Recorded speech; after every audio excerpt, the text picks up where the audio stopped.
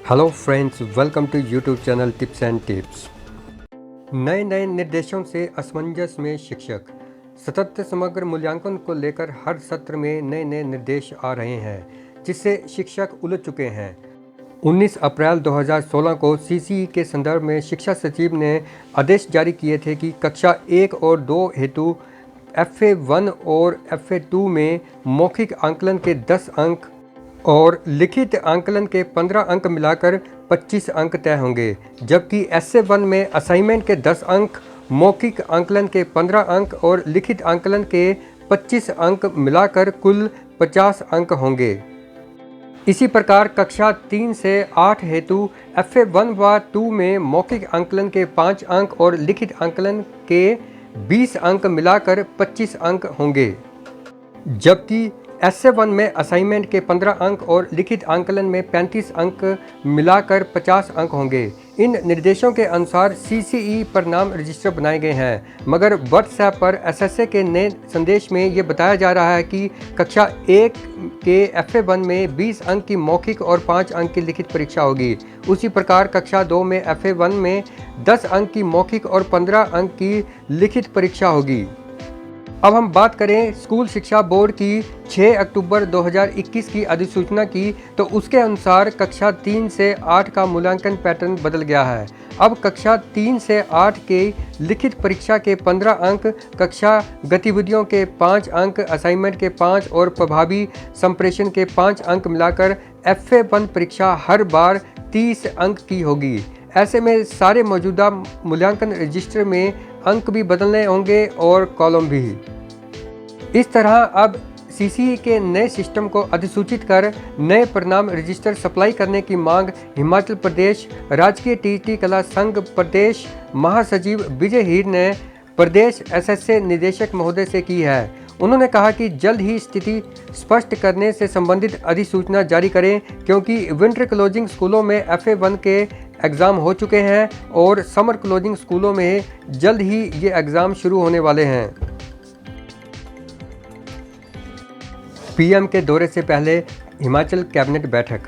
प्रधानमंत्री नरेंद्र मोदी के शिमला दौरे से पहले मुख्यमंत्री जयराम ठाकुर कैबिनेट की बैठक करेंगे। इसमें प्रधानमंत्री के दौरे से संबंधित कुछ और निर्णय भी लिए जा सकते हैं।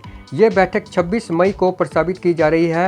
हालांकि अभी सामान्य प्रशासन विभाग से शेड्यूल जारी होना है। प्रधानमंत्री ने 31 मई को केंद्र सरकार के 8 साल पूरे होने पर शिमला में ये आयोजन करने के लिए सहमति दी है।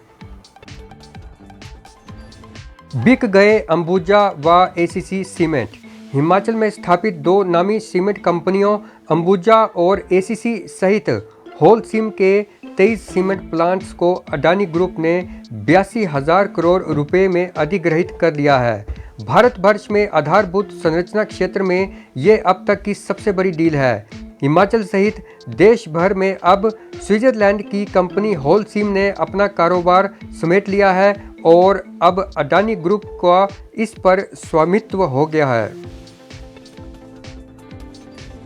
अनुबंध कर्मियों को मिलेगी इंक्रीमेंट। हिमाचल सरकार के विभिन्न विभागों में कार्यरत अनुबंध कर्मचारियों को वार्षिक वेतन वृद्धि फिर से बहाल होने जा रही है। राज्य में नया वेतन आयोग लागू होने के बाद अनुबंध कर्मचारियों के वेतन फार्मूले में भी बदलाव हुआ था।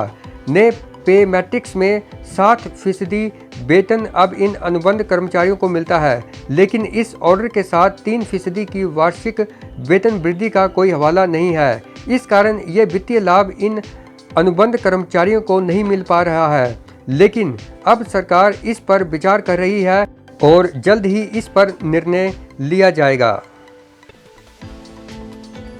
आउटसोर्स कर्मचारियों के लिए पड़ोसी राज्यों की पॉलिसी खंगाल रही कमेटी।